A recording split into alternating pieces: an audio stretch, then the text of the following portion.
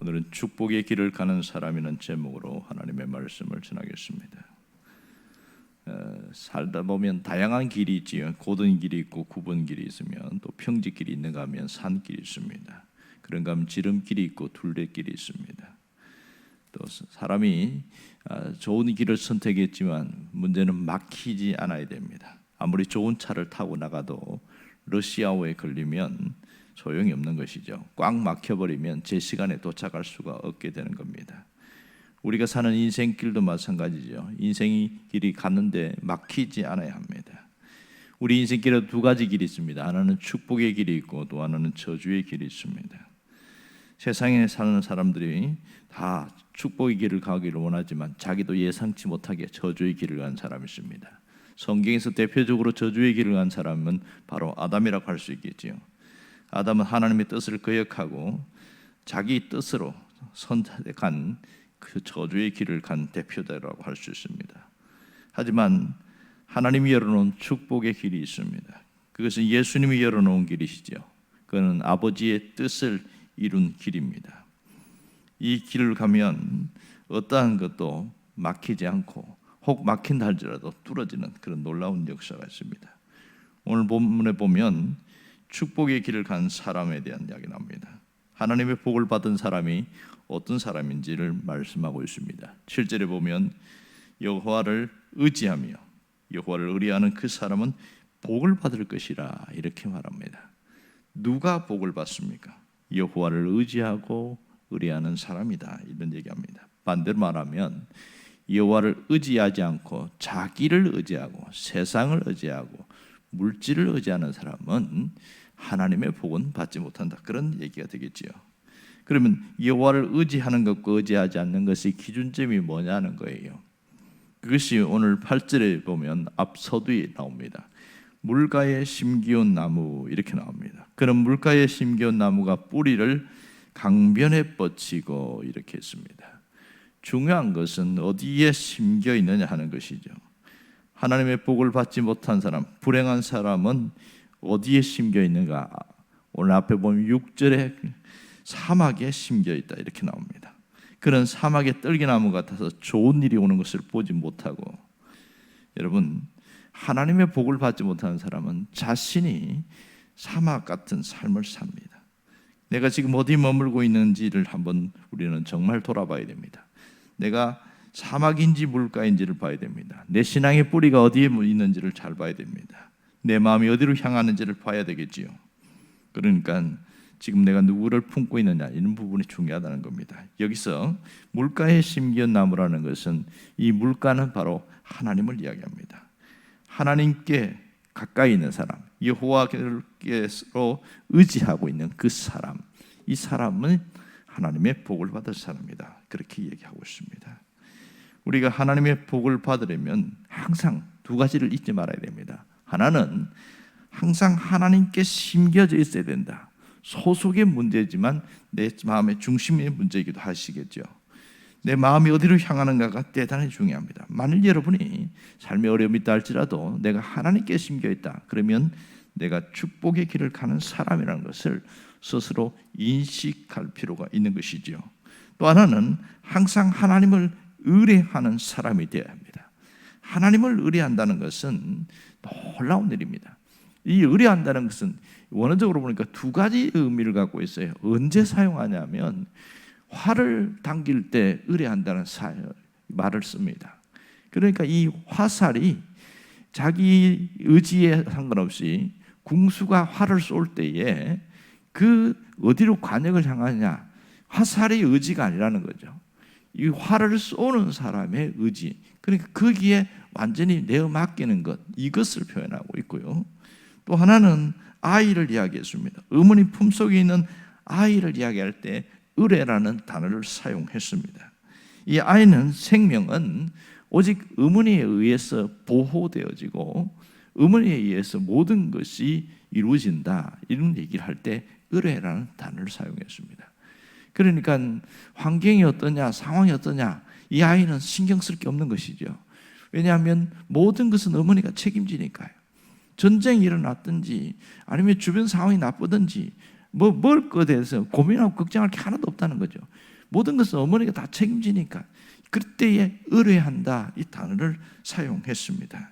그러니까 오늘 여기에 보면 무릇 여호와를 의지하며 여호와를 의뢰하는 그 사람은 복을 받을 것이라. 이 말씀이 단순히 문자로만 있지 않고 우리 가슴에 새겨지기를 바랍니다. 내가 하나님을 의뢰하는 이 아이와 같은 마음으로 가면 하나님이 나를 복의 사람으로 이끌어 가신다. 그것을 잊지 않아야 됩니다. 이 말에는 핵심은 그런 거죠. 의뢰한다는 것은 신뢰한다, 맡긴다. 이것이 핵심이라고 할 수 있겠습니다. 그러니까 여호와께 믿고 맡기는 것이죠. 축복의 길을 가는 사람은 완전히 맡깁니다. 한 번만 맡기는 것이 아니고 계속적으로 맡기는 것이죠. 매 순간 맡기는 것이죠. 그것이 의뢰하는 사람의 특징입니다. 결국은 여호와를 의뢰하는 사람에게는 하나님이 어떠한 복을 주시냐면 두 가지 복을 주신다고 이야기합니다. 8절에 보면 하나는 두려움을 벗어난다고 그랬습니다. 더위가 올지라도 두려워하지 아니하며 그랬습니다. 살다 보면 왜 두려워할 일이 없겠어요? 우리가 보면 수도 없이 두려워할 일이 많지만 두려워하지 아니하며 왜 그러냐? 예비되어 있기 때문에.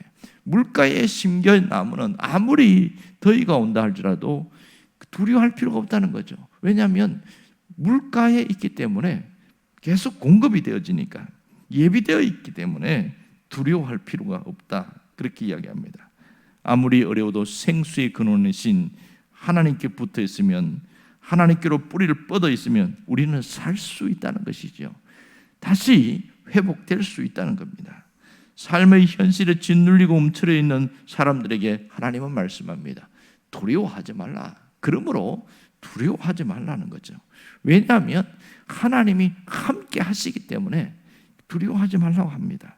하지만 그 약속이 분명히 성경에 기록되어 있지만 우리는 자꾸만 이걸 놓쳐버리고 현실에 함몰되어 버리면 두려움에 사로잡힐 때가 상당히 많습니다. 그러다 보면 고민이 많아지기 시작하는 거죠. 또 하나의 하나님 특징은 여호와를 의지하는 자에게는 걱정이 줄어들게 한다. 이렇게 이야기합니다. 8절 하반절 보세요. 그 잎이 청청하며 가무는 해도 걱정이 없고 이렇게 말했습니다. 하나님을 의뢰하는 자의 삶의 특징이 바로 걱정이 줄어든다는 겁니다. 걱정이 없다는 게 아니에요. 수도 없는 우리의 삶 속에는 걱정이 밀려올 수밖에 없는 것이죠. 돈 걱정, 건강 걱정, 자녀 걱정, 먹는 것 걱정, 미래에 대한 걱정, 수도 없는 걱정이 우리를 힘들게 합니다. 하지만 하나님을 의지하는 사람은 그 걱정이 점점점 줄어들기 시작한다는 거예요. 왜냐하면 내가 걱정하지 않을 것은 보장에 대한 약속이 있기 때문에 그렇습니다. 염려에 대한 것은 뭐냐면 내가 뭔가 책임지겠다는 뜻이잖아요. 그런데 보장에 대한 약속을 믿는 사람은 하나님이 공급하실 것이다, 하나님이 해결할 것이다는 확신이 있기 때문에 걱정하지 않고 기도를 합니다. 기도에 집중하는 겁니다. 그러므로 우리는 염려하기보다는 약속의 말씀을 붙드는 것이 우선적으로 해야 합니다. 염려하지 말고 기도하는 것이 탁월한 사람인 것이죠. 여러분, 염려하는 대신에 하나님 앞에 온전히 맡길 수 있기를 바랍니다. 언제까지 맡겨야 될까요? 마음이 평안할 때까지 맡겨야 됩니다. 문제가 해결될 때까지 맡겨야 됩니다.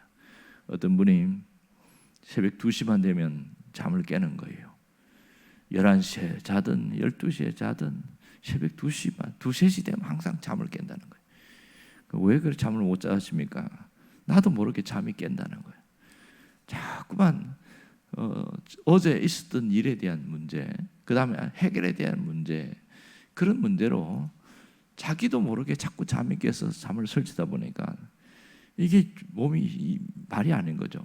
최소한 몇 시간은 자야 되는데 그러니까 뭐 2시간, 3시간 자갖고 어떻게 살아갑니까 사람이. 그렇게 자기도 그렇게 하고 싶지 않은데 잠이 안 오니까 이 생각 저 생각하다가 날 새고 그 다음에 아침에 또 출근하고 그렇게 살아가는 거예요.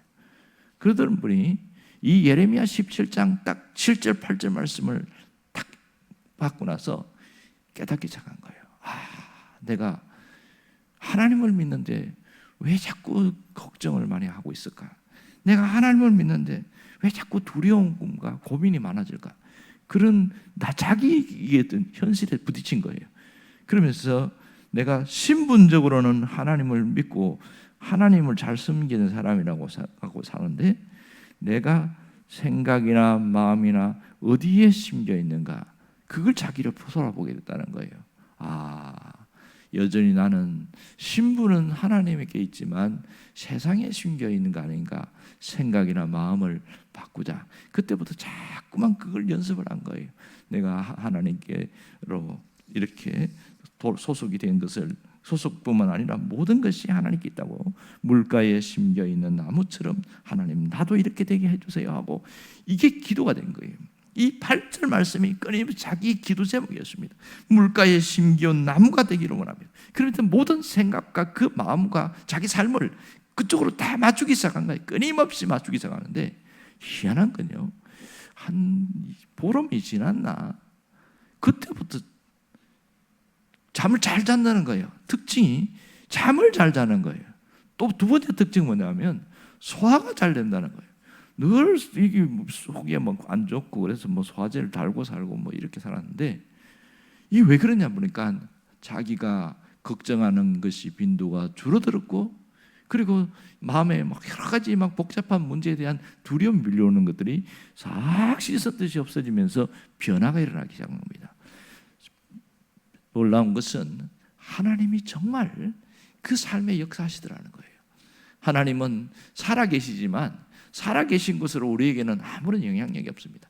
내가 피부적으로 와닿아야 됩니다. 내 삶에 하나님의 역사하심이 느껴져야 됩니다. 그러려면 말씀을 붙들어야 됩니다. 두 가지입니다. 기도하는 사람 보면 두 종류예요. 문제를 놓고 기도하는데 하나님 이 문제 해결해 주세요 하면서 매달리는데 두려움 속에 걱정하면서 기도하는 사람이 있고, 또 한 사람은 완전히 맡기면서 기도하는 사람이 있습니다. 누가 제대로 기도할까요? 맡기는 사람이 끝까지 기도합니다. 우리가 살다 보면 수도 없는 문제 때문에 우리는 공격을 받고 어려움을 당합니다. 하지만 이 말씀은 우리에게 놀라운 은혜가 되는 길입니다. 축복의 길을 가는 사람은 이 8절 말씀처럼 살아갑니다. 물가에 심겨진 나무처럼 그렇게 살아간다는 것이죠. 오늘 우리가 결단할 것은 이겁니다. 내가 모든 생각과 모든 마음이 이 하나님께 심겨 있고 하나님께로 향한 자가 되어야 되겠다. 그러고 나서 기도하는 거죠. 그럴 때에 하나님은 반드시 역사하신다는 사실입니다. 왜냐하면 약속의 말씀을 붙들었기 때문에 그 사람은 결코 넘어지지 않습니다. 하나님의 역사는 지금도 시작됩니다. 하나님의 회복하심은 지금도 이어집니다. 우리가 하나님의 역사를 오늘도 믿고 맡기고 의지하고 나아갈 수 있기를 간절히 바랍니다. 기도하겠습니다.